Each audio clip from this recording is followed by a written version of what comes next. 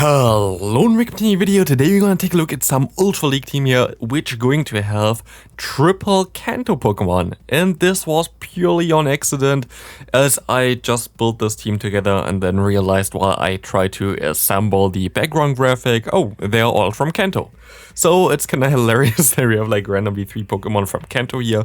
With the Snorlax as a safe swap, we have the Pidgeot in the back, trying to close out some games with that signature move of Feather Dance. I hope that other Pokemon also gonna get it someday. And then we have our main star of this team. We have the Shadow Hitmonchan in the lead here, which is going to have access to Ice Punch and Close Combat. Very nice moveset, and you can see already why I run Close Combat.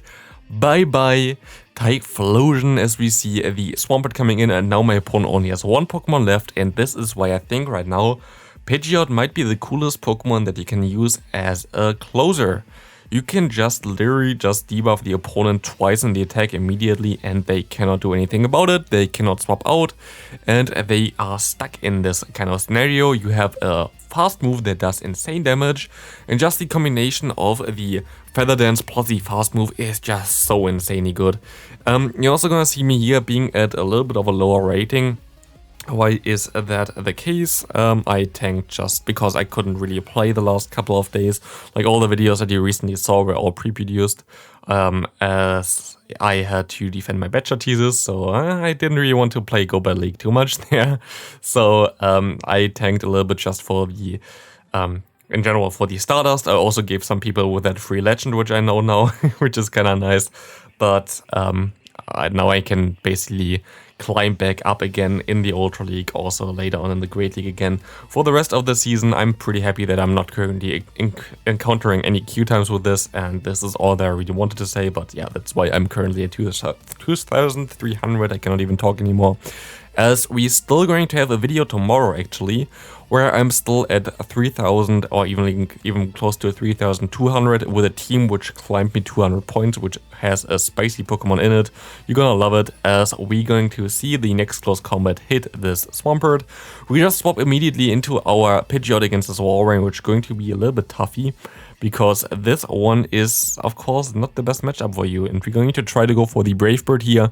I think it's a CMP type, not sure. It is actually, which is amazing for us, because now even the Zero Bubble basically KOs us. Actually not really 1 HP left. But now we can just farm down this Walrein. We see the next opponent not even coming in with the Pokemon. Just an instant win here, as we see the next opponent having a Cresselia in the lead. This is very horrible for this team, of course.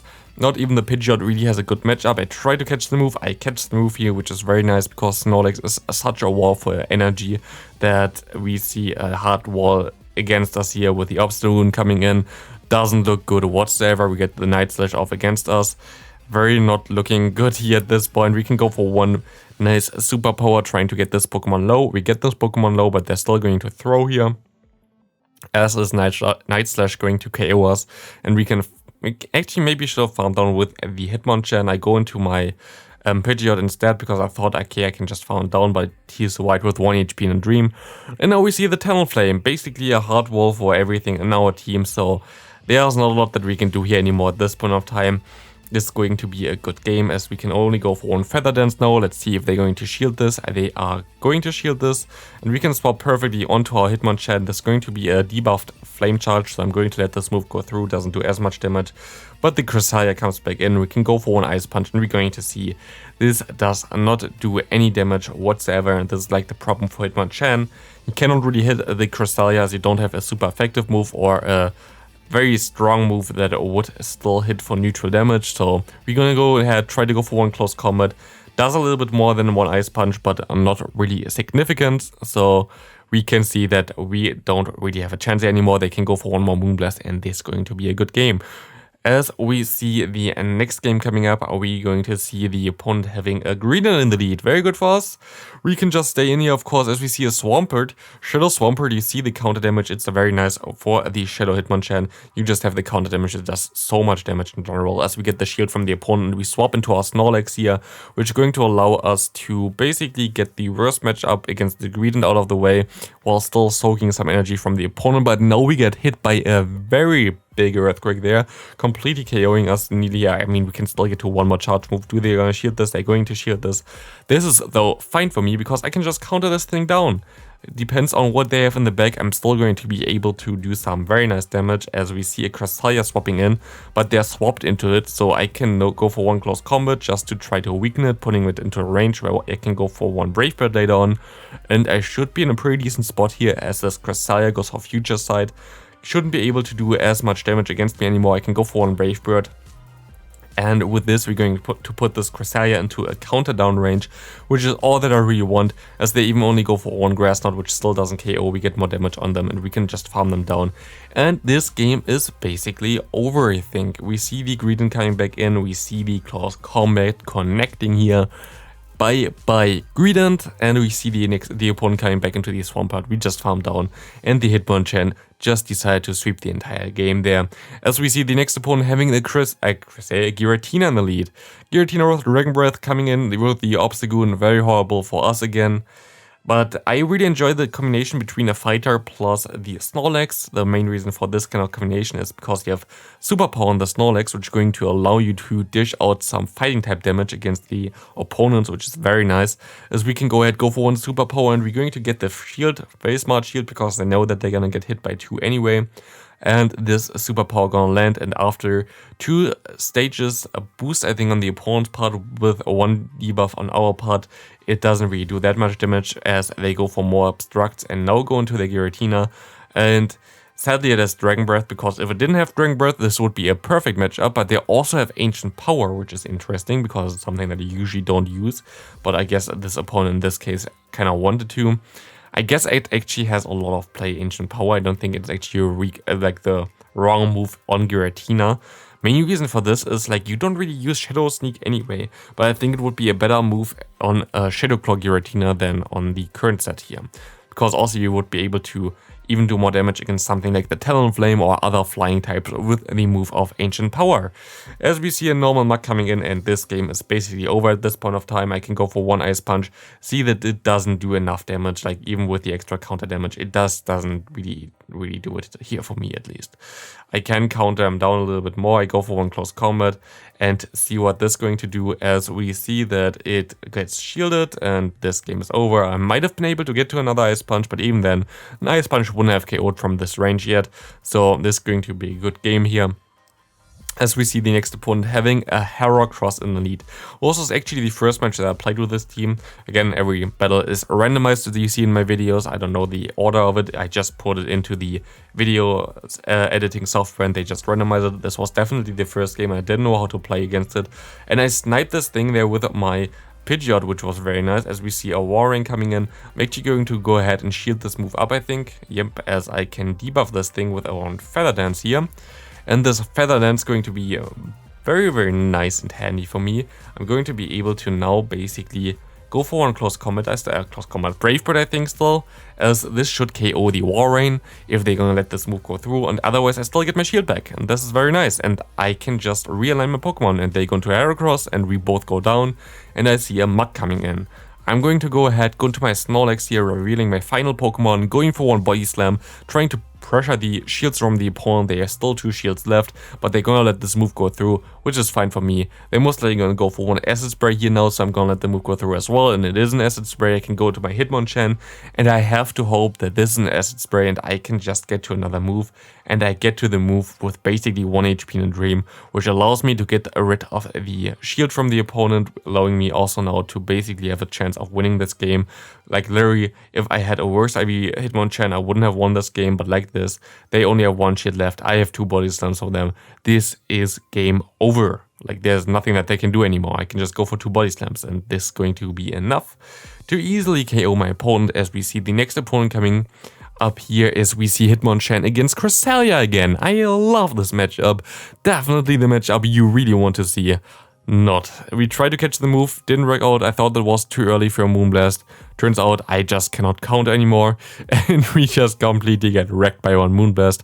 But at least the Hitmonchan can still survive 1 at least. It's also a little bit late and I'm a little bit tired, so I guess this is definitely the excuse for this. I'm just not able to count. We see the Cresselia going for more Moonblast here, as we can see as well that they go for Grass Knot, which doesn't do as much damage, and we see a Sylveon coming in. This means that they have some charm damage here against us, which is fine for us. We get the shield from the opponent. We can go for one more body slam here. This should connect most likely, else they don't gonna go 2 shields down. As we see our Pidgeot coming from the sky here, trying to shield up everything. The Psyshock comes through, fine for us. We go for the Feather Dance here, trying to bait maybe the final shield or do less or like get less damage from them. And we get the less damage version as we can farm them all the way down. And we see a Jellicent coming in. This is going to be a very interesting matchup because Jellicent doesn't really have a good matchup against Pidgeot, of course, and especially not a Bubble Beam version here and not the Ice Beam version. And we have 2 Pokemon in the back that are both very weak, but basically allows us to have something to clear the debuffs, which is the main important thing against Jellicent, I would say. I go now back into my Pidgeot, because why not? As we see the Cresselia coming in, we can go for the bait move here, as this is going to do even some still very, very nice damage. I should be able to farm all the way down after this one, and I should be able to get to another move against the Jellicent here. We can go ahead, go for, I think this is the Brave Bird actually, and I think they don't gonna shield this, so we're going to be able to win this game. Very nice there. Didn't look for the most part that we would like win the game there, but the Jellicent at the end just helped us. We see a Machamp against us. They just decide to sleep for the first turn in the beginning here, as we can go for an Ice Punch, getting it actually hitting there, which is very nice, and we can just shield once and farm them all the way down, getting a lot of energy, getting a close, not even like a close combat, but some energy at least. And we see Dragonite coming in. I think I misplayed this game a lot, but I have to see. We see the Dragonite coming in, and we see the Snorlax coming back as a save swap here.